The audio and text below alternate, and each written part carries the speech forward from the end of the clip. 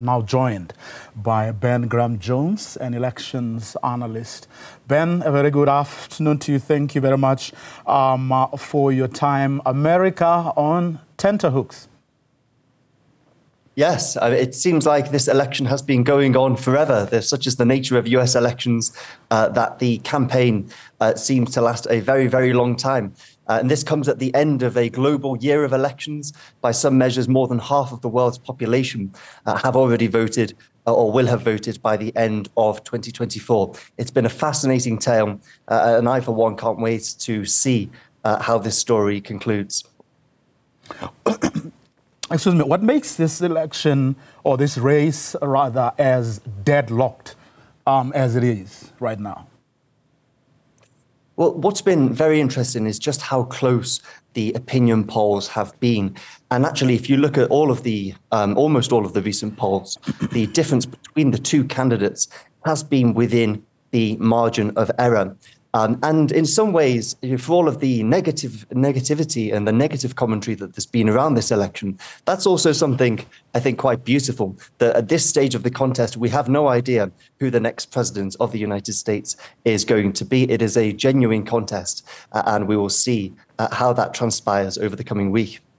What happened, though, to that momentum that had been building up since Kamala Harris entered the race? Where did that suddenly come to a stop? I think what was interesting was the timing on which President Biden stepped down. And it almost gave Kamala Harris a honeymoon period, which almost perhaps came a little bit too early. If that had happened perhaps a couple of weeks later, maybe she might have been able to sustain some of those gains. But we'll see. As I say, it's still very difficult to know which way it will go. And in so many respects, this has been a completely unique election. Of course, we've had a change of candidate on the Democratic side in the middle of the race. We had the assassination attempt on former President Trump earlier in the race. We've had more than 175 billion rand spent on adverts, so unprecedented spending, and of course, unprecedented allegations of foreign interference operations. So in so many respects, this has been a completely interesting and new contest, and it will be fascinating to see how that turns out in the election. Well, that man we're seeing there, Donald Trump, claims, you would have heard from my colleague earlier, that he's going to win by a landslide, he says.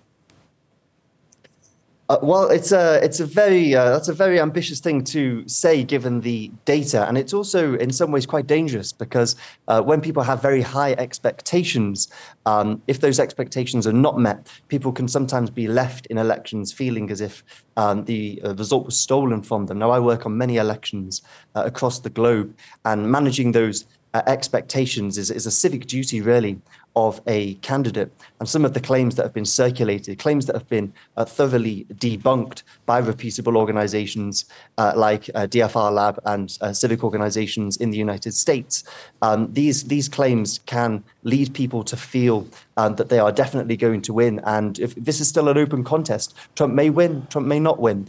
But we saw what happened last time around when his supporters and some of those supporters felt that the election was not fair, and some of them took the law into their own hands. So it's going to be immensely important that we realize that the process that unfolds over the coming week is going to be vital for how the story of democracy this year, the year of elections, is told to future generations.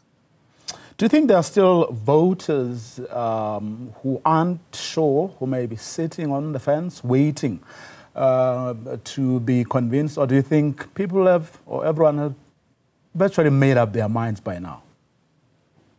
Well, the US, of course, is notoriously polarized, but there are definitely still, at this stage of the process, we know from evidence that there are voters in elections who just make their mind up at that last second, who can still be persuaded, which is one reason why political campaigns often concentrate so many resources into the last days of a campaign. So it's still very much an evolving picture, but also because of the way the US election system works, some states, particularly the 7 battleground states, matter more than others in deciding the election outcome. So voters in those states will really have felt in the midst of election fever for a very long time. And there are definitely voters, particularly in those states, who could still go either way. We shall see. Ben Graham-Jones, thank you very much for your time. Thanks so much.